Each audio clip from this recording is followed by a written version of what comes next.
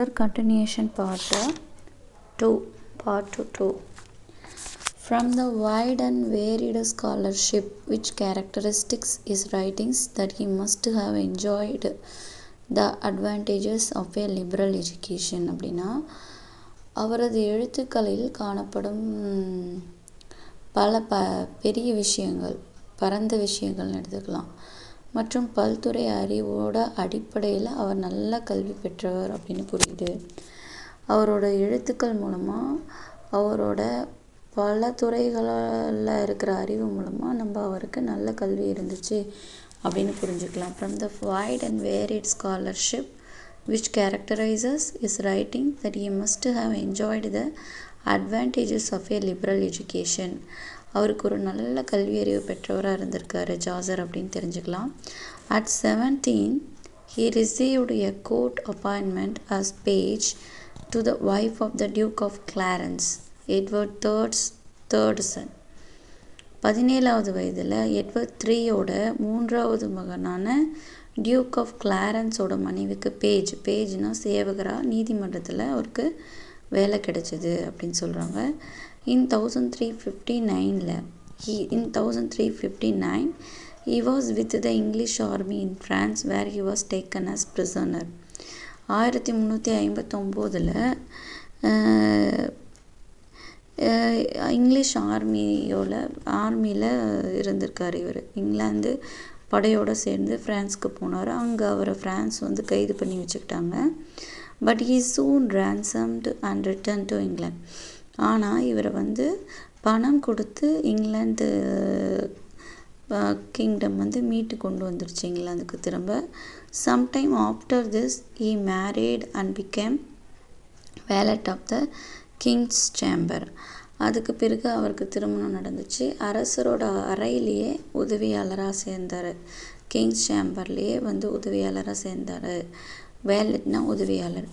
From the time onward he was for many years closely connected with the court. அந்த காலத்திலேருந்து பல ஆண்டுகள் Jasher அரசவையோட நெருக்கமாக இருந்தார். He was often entrusted with diplomatic missions on the continent, 2 of them being to Italy. அவர் பல முறை வெளிநாட்டு தூதராக பணிகளுக்கு அனுப்பப்பட்டார். அதில் 2 முறை இட்டாலி போயிருக்காரு. He was thus brought into direct touch with Italian culture in the days of the early Renaissance. அப்படின்னா இதனால் ரெனிசன்ஸ் காலத்தில் இத்தாலி கலாச்சாரத்தோட நேரடி தொடர்பு அவருக்கு கிடைச்சது. And may even have meet Petrarch and Boccaccio. மேலும் அவர் பெட்ரார்க் அண்ட் பொக்காஷியோவை கூட சந்திச்சிருக்கலாம் அப்படின்ற அளவுக்கு அவரோட ரைட்டிங்ஸ் இருந்திருக்கு.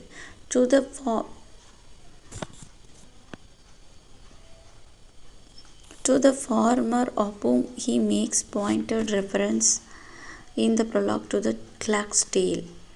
கிளர்க்கோட டேலில் முன்னுரையில் பெட்ரார்க் பற்றி அவர் குறிப்பாக சொல்லியிருக்காரு. அதிலிருந்து நமக்கு ஒரு ஹிண்ட் மாதிரி கொடுத்துருக்காங்க. ஒருவேளை அவர் பெட்ரார்க்கை நேரில் சந்திச்சிருக்கலாம் அப்படின்னு. During these years he received many books of Royal favour. அந்த காலத்தில் அரசரிடமிருந்து அவருக்கு பல பாராட்டு கிடைச்சிது. And for a time sat in parliament as knight of the shire of Kent. சில காலம் கெண்ட் பகுதியை பிரதிநிதித்துவப்படுத்தும் நாடாளுமன்ற உறுப்பினராக இருந்தார் அப்படின்னு சொல்கிறாங்க. Knight of the shire of கெண்டில் இருந்திருக்காரு. But after the overthrow of the Lancastrian party and the banishment of his social patron John of Gaunt. பின்னர் லங்காஸ்ட்ரியன் கட்சி வீழ்ச்சி அடைந்ததும் அவரது ஆதரவாளர் ஜான் ஆஃப் கான்ட் நாடு கடத்தப்பட்டுட்டார். ஹே ஃபெல் ஆன் ஈவில் டேஸ். அதுக்கப்புறம் காலம் எல்லாமே இவருக்கு ஈவிலாக இருந்திருக்கு. எப்படின்னா after the overthrow of the லங்காஸ்ட்ரியன் பார்ட்டினா லங்காஸ்ட்ரியன் கட்சி வீழ்ச்சி அடைஞ்சதுக்கப்புறம் அவருக்கு ஆதரவாக இருந்த பேனிஷ்மெண்ட் ஆஃப் ஹிஸ் ஸ்பெஷல் பேட்ரன், இவரோட ஸ்பெஷல் பேட்ரன் நாடு கடத்தப்பட்டார். ஜான் ஆஃப் காண்ட் நாடு கடத்தப்பட்டதுக்கப்புறம் ஃபெல் ஆன் ஈவில் டேஸ். இவருக்கு ஆதரவாக இருந்த கிங் வந்து வீழ்ந்ததுனால இவருக்கு வந்த காலம்லாம் ஈவிலாக இருந்துச்சு. And with approaching age we felt the actual pinch of poverty. அவர் துன்பமான காலத்தை சந்தித்தார். முதுமை வந்தாலும் வறுமையால் பாதிக்கப்பட்டார். முதுமையான காலத்தில் வறுமையில் தான் இருந்திருக்காரு. Things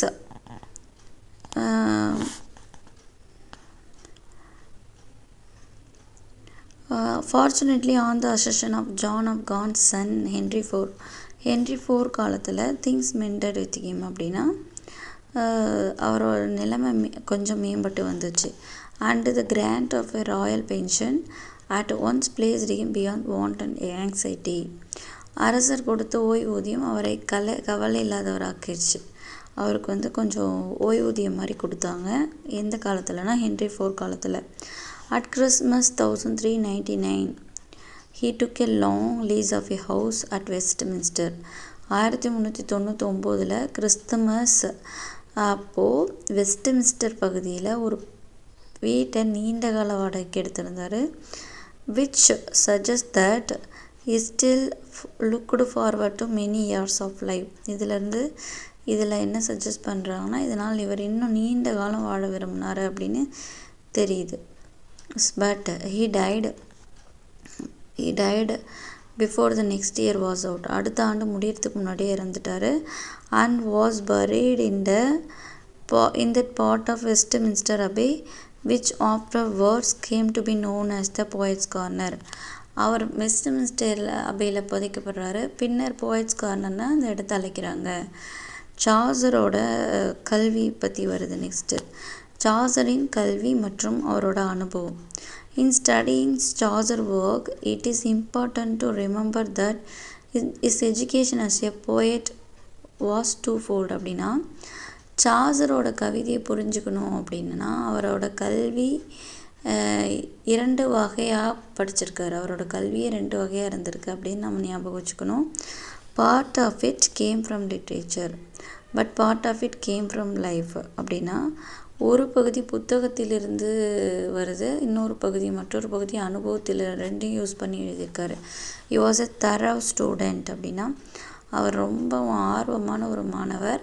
and in one of his autobiographical passages in the House of Fame, அவரது ஹவுஸ் ஆஃப் ஃபேம்ன்ற படைப்பில் he tell us how after a long day over his accounts, ஒரு நாள் முழுக்க வேலை செஞ்சதுக்கப்புறம் he would go home at night and there pour over his beloved volume still he was completely dazzled. அப்படின்னா இரவுக்கு வீட்டுக்கு போயிட்டு புத்தகங்களை மிகவும் ஆழமாக படித்து மயங்கிற அளவுக்கு அவர் படிச்சிருக்காருன்னா பார்த்துக்கோங்க.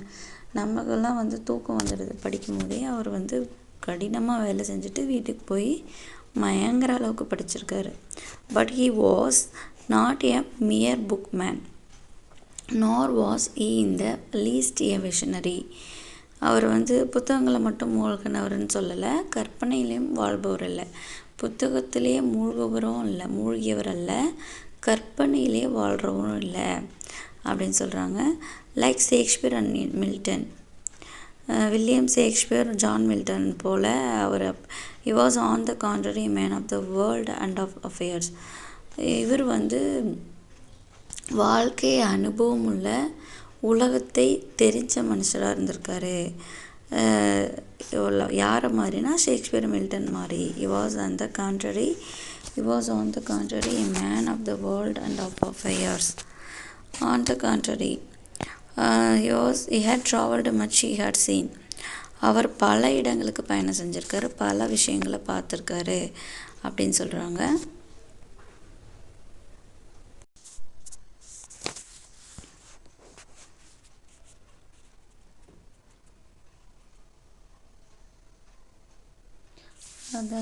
இவர் வந்து is business at home and abroad brought him into intimate relationship with the people of all sorts. அப்படின்னா அவரோட வாழ்க்கையில் நாட்டுக்குள் மற்றும் வெளிநாடுகளில் நிறைய வெளியே போயிருந்ததுனால அவருக்கு பல மனிதர்களோட நெருக்கமான தொடர்பு ஏற்பட்டிருக்கு.